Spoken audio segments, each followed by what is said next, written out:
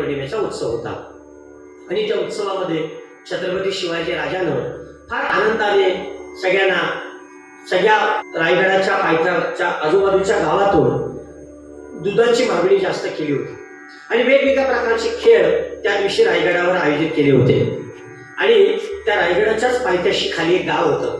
त्या गावाची हिरा नावाची गवळण होती आणि त्या गवळणीनं दुधाची घागर घेतली आणि ते रायगडावर दूध विकायला गेली. दूध विकायला गेल्यानंतर रायगडावर छानपैकी खेळ सुरू होते.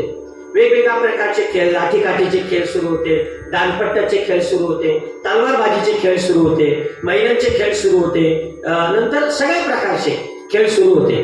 ती पाहता पाहता ते रमून गेली आणि रमता रमता संध्याकाळ झाली आणि सूर्यास्त झाला आणि रायगडाचे दरवाजे लावले गेले. आता रायगडावर छत्रपती शिवाजी राजांना आदेश दिले होते की काही झालं तरी सूर्यास्तानंतर दरवाजे उघडायचे नाही, कारण ती राजधानी होती आणि राजधानीची सुरक्षा म्हणून रायगड किल्ला बांधला होता. एका लेखकाने इतकं सुंदर वर्णन केलेलं आहे.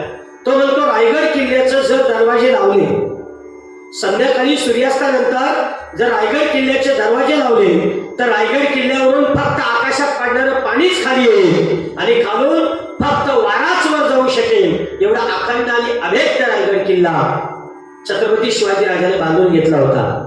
आणि मग कोजागिरी पौर्णिमेचा उत्सव सुरू होता. ती हिराची गवळण तिच्या मैत्रिणींसह तिथे रमून गेली. मैत्रिणी निघून गेल्या, पण हिरा मात्र तो खेळ पाहत बसली. तिने अनेक प्रकारच्या विनवण्या किल्लेदारांना केल्या की दरवाजा उघडा, माझं छोटस बाळ माझ्या घरी आहे, मला घरी जायचं आहे. पण शेवटी आदेश तो आदेश आहे. छत्रपती शिवाजी राजांना सक्त ताकीद केलेली आहे की प्रत्यक्ष मी जरी आलो तरी कोणत्याही गडाचे दरवाजे सूर्यास्तानंतर उघडायचे नाही. आणि मावळे गडाचे गडकरी किल्लेदार त्यांच्या आदेशाचा पालन करत होते. आणि शिवाजी महाराजांच्या एक ज्याला आपण म्हणतो प्रशासकीय दृष्टिकोनातून हे फार महत्वाचं होतं की आदेश पाळले जात होते. आणि म्हणून तिला दरवाजा उघडला गेला नाही. किल्ल्याचा दरवाजा न उघडल्यामुळे तिचा मुलगा घरी होता, ती कासावीस झाली आणि तो कोजागिरी पौर्णिमेचा दिवस होता. चंद्र अतिशय सोला काळा नियुक्त झाला होता. चंद्राचा मंद मंद प्रकाश सगळीकडे पसरला होता. तिला वाट दिसत नव्हती.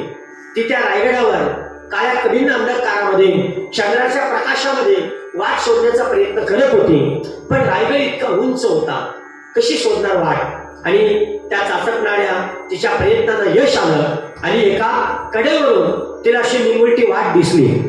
खाली फार खोल होता, पण शेवटी आपला मुलगा घरी होता आणि त्या मुलाला दूध पाजायला जर मी गेली नाही तर माझं मूल रडेल. आणि म्हणून या अट्टहासापायी ते एका आईने केलेले प्रयत्न होते. ते एका महाराष्ट्रातल्या रणरागिणीने दाखवलेला तो पराक्रम होता. तो एका मावळीने दाखवलेला तिच्या जीवनातलं सगळ्यात मोठं धाडस होतं. आणि म्हणून तिने उडी टाकली आणि उडी टाकल्यानंतर ती दगडाला खरसटली. तिच्या अंगाला काटे बसले, तिचं पातळ फाटलं. काही पातळाच्या चिंधेड्या त्या दगडांना अडकल्या, काही काट्यांना अडकल्या आणि ती त्या कडेवरून उतरली खाली. घरी गेली, आपल्या मुलाला पाहिलं, प्रसन्न झाली, त्याला उन्हाशी बाळगलं, धरलं, त्याला दूध पाजलं आणि तेव्हा ती हिरा नावाची गवळण शांत झाली.